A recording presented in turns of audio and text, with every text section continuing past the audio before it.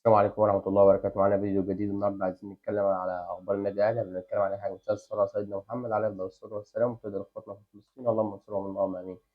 في تفكير داخل الجهاز الفني وخوسيه ريفيرو إن هو يغير التشكيلة ويغير الخطة في المباراة القادمة ضد فريق بورتو.